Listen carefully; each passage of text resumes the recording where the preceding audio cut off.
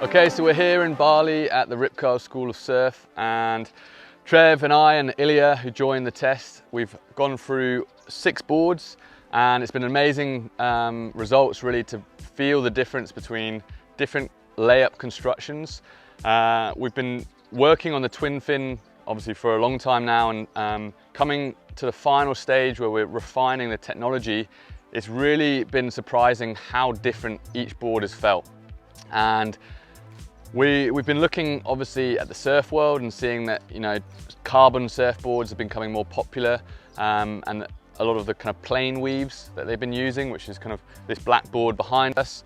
And then also learning from all the years of windsurfing technology and paddleboarding and kind of racing side, and learning the difference between the best combination of what you want, which is a lightweight board, a strong board, and also a board that has a good level of flex and stiffness. So the key of this test, the whole point of coming to Bali this trip, was having one board, which is a 7.3 by 26 twin fin, 85 litres, and just having different refinements in layup on each board.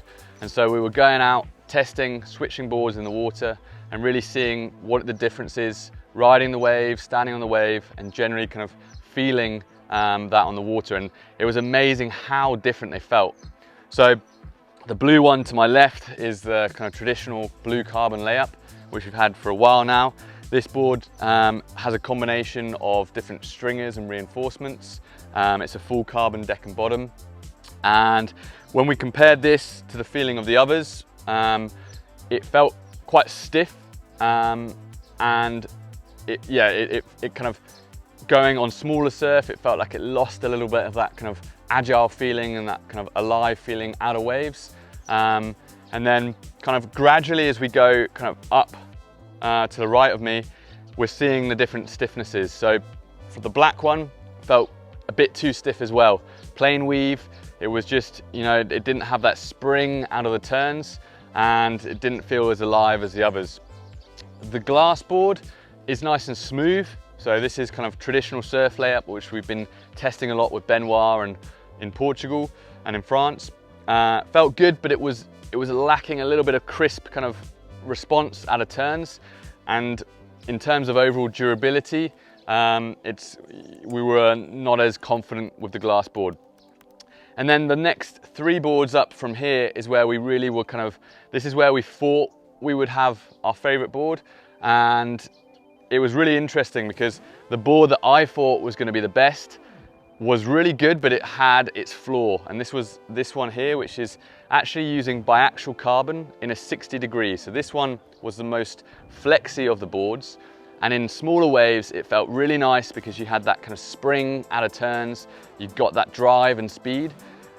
But there were 2 waves that I rode, and Trev had the same feedback. On bigger surf, when you do a bottom turn, as you kind of really pushed off the bottom, it flexed, and the rocker kind of flexed as you kind of pumped the board, and that caused the fins to just slide out. And in bigger surf, you don't want that risk. If you're going to do a big turn or you're going to pump up the wave face, you want that hold.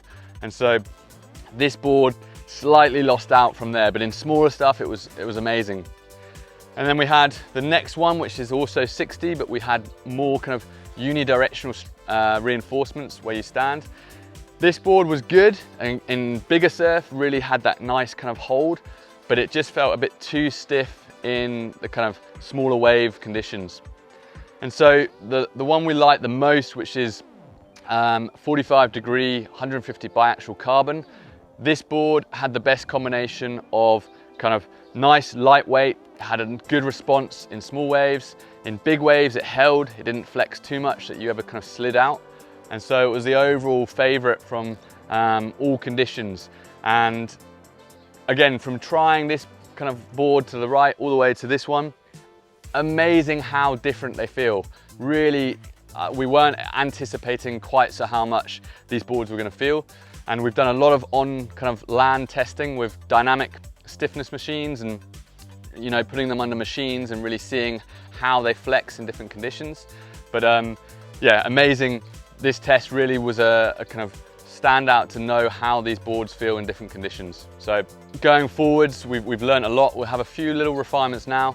But this test has really shown us which construction was the best overall.